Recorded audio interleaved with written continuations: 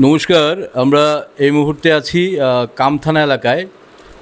আপনারা জেনে আনন্দিত হবেন, আমরা স্টার হেলাল পিজি পক্ষ থেকে আমরা বিভিন্ন সময় বৃহত্তর বিশালগড় এলাকায় যারা বিভিন্ন ক্ষেত্রে নিজেদেরকে প্রতিষ্ঠিত করবার জন্য নিজেদের শ্রম এবং মেধার মাধ্যমে নিজেদেরকে বিভিন্ন ক্ষেত্রে বিভিন্নভাবে পরিচিত করে তুলেছে, তাদের কাছে বিভিন্ন সময়ে ছুটে যাই, কেউ ক্রীড়াক্ষেত্রে। এবং আজকে আমরা যেখানে এসেছি কামথানা এলাকায়, একটা প্রত্যন্ত প্রান্তিক এলাকা। এই এলাকার একজন শিক্ষার্থীর কাছে আমরা এসেছি। গত কদিন আগে TBSC, Tripura board of secondary education, শিশু নিকেতনের বিজ্ঞান বিভাগের ছাত্র। আমরা আজকে ওর বাড়িতে এসেছি। আমরা প্রথমেই স্টার হেলাল পিজির পক্ষ থেকে এই শিক্ষার্থীকে আমরা পুষ্পস্তবক দিয়ে শুভেচ্ছা জানাচ্ছি আমাদের পেজের এডিটর হেলাল।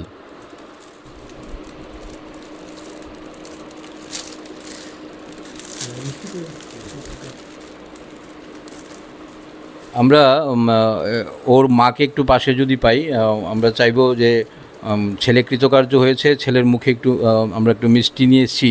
আপনার ছেলের মুখে আপনি একটু মিষ্টি দেবেন।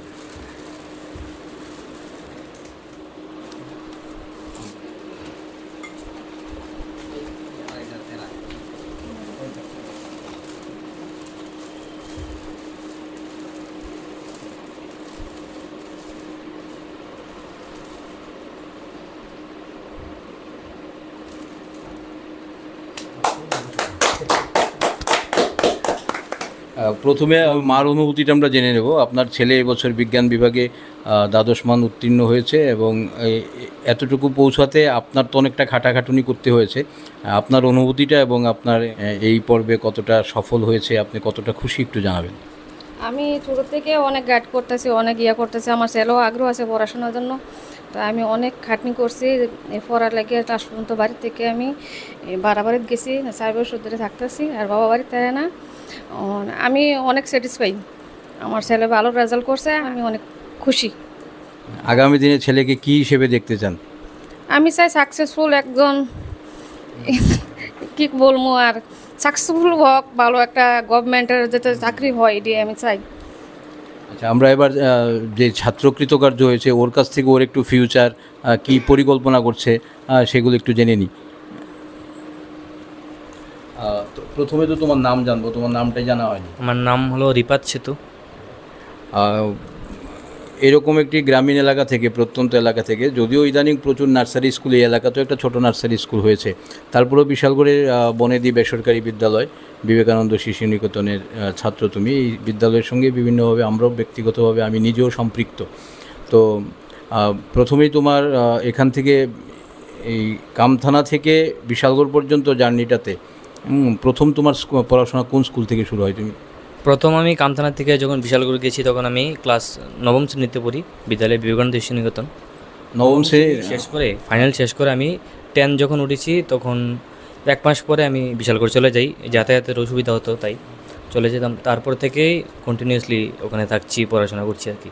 আর তোমার এই নিজের শ্রম তো আছেই, হ্যাঁ, সঙ্গে তোমার মেধাকেও অবশ্যই ধন্যবাদ এবং জানাতে হয়, শ্রম দিয়েছো বটে। তোমার এই জার্নিতে সবচেয়ে বেশি ক্রেডিট, ভূমিকা তুমি কাকে দেবে? তোমার নিজের তো আছেই। এই জার্নিতে অবশ্যই আমার মা বাবার প্রচুর হাত রয়েছে আমার উপর। তারা অনেক কষ্ট করেছে। আমার বাবা বাড়িতেই থাকে না, বাবা মা বাবার অনেক হাত আছে। টিচাররা, স্কুলের টিচার, প্রাইভেট টিউশনের টিচার, দাদা দাদি, সকলেরই হাত আছে, আমার নিজেরও হাত আছে।